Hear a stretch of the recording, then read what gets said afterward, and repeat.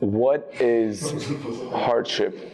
It can be physical, it can be a mental, it can be emotional. It shapes you. It's something everyone goes through. And this life made you who you are right now. If they're called apartments, why are they close to one another? These are situations that you go through that tell you, I'm gonna put myself onto you, I wanna see if you can make it out. And that's a test from God as well. How would you know what light is without having darkness? That's what hardship is.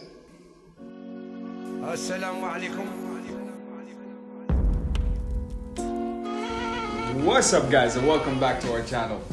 We hope you guys enjoyed episode 0 of Call It.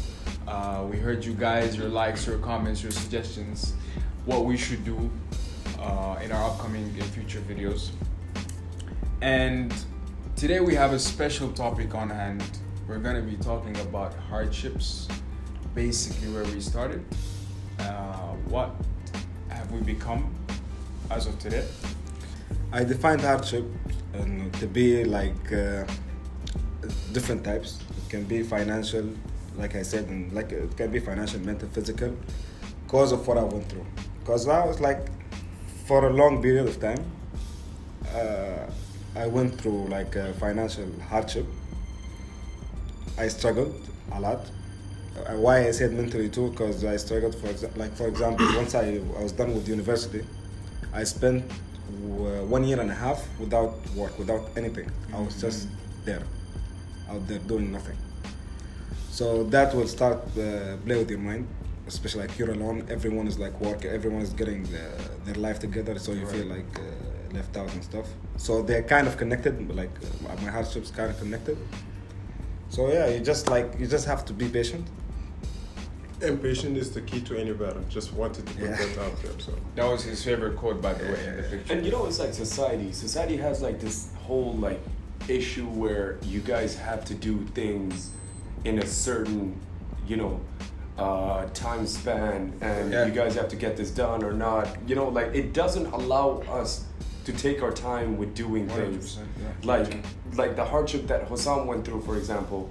For me, the 1 year that I took off of university was probably like the greatest decision of my life. You know what I mean? in your case, it was. Yeah, exactly. Like I enjoyed that time a lot. I found out new hobbies, new things that I was good at. But you see how different people perceive hardship as what it would fit in to their lives. Right. So that's really interesting. True. The hardships that I went through was a couple years ago. I was a skinny guy. Due to certain incidents that I don't want to disclose, I lost my front two teeth. I was suffering with a lot of acne, and this is the first time I'm actually like opening up about this. So was it emotional? It was mental. It was mental. It was a Mental, clash between mental and emotional. Financially, I have been broke for the better part of my university life. Right. Things always look up. Like at the end of the day, you gotta realize that you gotta make a change in your life, no matter what it is. Like I'm not trying to preach to you. I'm not trying to be an advocate or like a endorsement source for going to the gym, for example. Find out whatever it is that you're interested in that helps you forget about whatever it is that gets you down. True. How do you convince your mind to change and become the person that you are today, for example? For me, just like when you sit with people, then you start hearing stories about other people and stuff. You know that there's a lot of people that are doing way worse than you. Absolutely. always. So you just be like, you know what? Alhamdulillah, I'm good. Oh yeah. This is one of the things. Just And hearing it's- from people and stuff. And it's like also like one of like the really like most eye-opening experiences is actually traveling back to your home country, because Transportation is tough. Like I used to walk to school. I used to play basketball. I'm still playing basketball, but I used to go to the club. I walk like for an hour. And then like when I moved here to Dubai, now I'm still at university. Yeah. Like when I see my friends that all of them are working, I say like, what am I doing? I'm still like, I feel left Way out. behind. Yeah. I feel that But when I went back, then I hear the stories there. People like didn't even go to university. I think most of the time what people do is they would look at, you know what, yo, why does this guy have a Lamborghini? For example. Exactly. Yeah. True. While the guy underneath is saying, yo, why don't I have a car? Yeah. Exactly. You know what I So mean? someone is wishing to have whatever you have. 100% all the time. I went to Libya in the summer. I came back like 2 months ago. Oh yeah. So since I came back, I'm a changed guy. Like I keep thinking, what if my dad didn't have the job here? I stayed there for like the war, 2011. Yes. There's a beautiful lyric that one of my favorite artists, I'm sure you guys, Jacob. Come on, man. Come on. He says there's beauty in the struggle, right?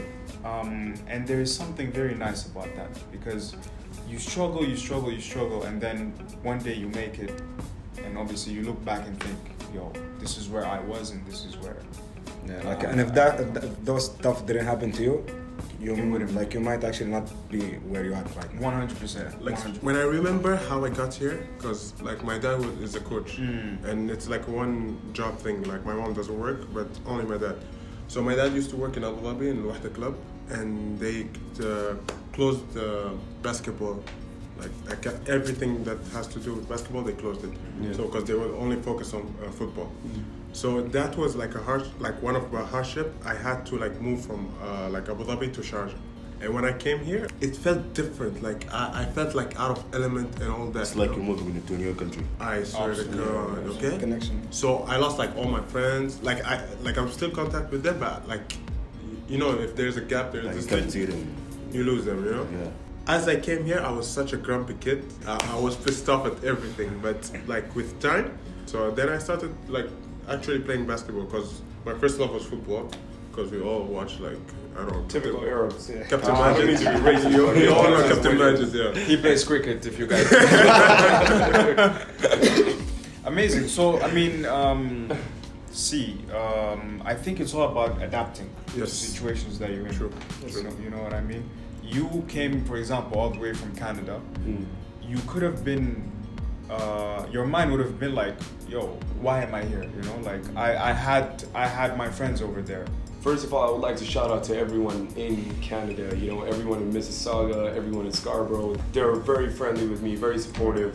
When I came to Dubai, it took time for me to readjust to, everyone. But the friendships that I've made in the UAE itself are maybe 99% of the reason that I don't want to live any other place. At this point, like I'm really comfortable here, because these guys are around me. It's all love. It's all love, bro. This is my family away from family, so. Absolutely. Today, what about the durag that you're wearing? What's the story behind that? There's a lot of hardship that came with that. That's a lot of hardship, by the way. He caused some hardship. You can't wear that durag without going through hardship. You can't live in Bel Air. Did you see Carlton wearing that durag? So Anna, you've been like, you're the host with the most, so. Yeah, you know it. Yeah. You really didn't open up. Like, we want to know more about you. In regards to hardships. Yeah. See, guys, essentially I'm a very low-key person. I like to keep everything that I do private. He's very low key. Like, you would ask him like anything, he wouldn't give you. Like, he would want to know more about you, but but you can't know more about him. It's just the way it is. That's why he's the host. So that's In terms of hardships, I think emotional, mental, it was more physical, right? If I had to classify it. I was well-rounded, let's put it that way. We're not talking an all-star player. No. We're talking actually well-rounded. And you know what, Anna? You started working out before all of us, did you not? Bear in mind, his cardio was walking on the treadmill, which I enjoyed. No, but in essence, it was one day I as cliche as it might sound, but it was one day I woke up, I just casually looking in the mirror, and I did not enjoy what I was looking at. It was not a good time. Let me tell you, folks, it was not a good time. I also had a problem with my clothing style, because not everything that I wanted would fit. So being fat and obviously no fashion, so in your mind, like, yo, that's not what I want to be. True. So 1 week, 2 weeks after that, I decided, you know what? I think this was in second year of university, actually. Yeah. That's Second- when we all got the rush to. Oh, we need to change. We need to do something, right? Except me. So second year of university, I think it was winter, right? So I decided, you know what? Let me hit the gym. And to supplement that, I would get rid of soft drinks, sugar, stuff I like remember that. You I know? remember that. And alhamdulillah, if it wasn't for my will to change, my dedication to become a better version of myself, I wouldn't have been able to become the person that I am today. How do you feel now about it? A lot of pride. I feel very accomplished. Hussam, I think you and I will share the same feeling. I don't know if you want to get into that, but Yeah, well, I can get into it. Well, that's You a know what lot I to mean? get into. but it's the feeling afterwards, and I think I can speak for all five of us. It's very rewarding, right? Yes. You feel very Super. accomplished. You look back at your befores, and then you transition into your afters, and you see, I thank God for all the work, dedication that I put in myself to become who I am today. Someone once came to me and told me, you look kind of skinny, you know? One person was like really honest with me, and I thanked that person. And then I started gym, and I just never looked back. And every time I look in the mirror, I see myself as a skinny kid.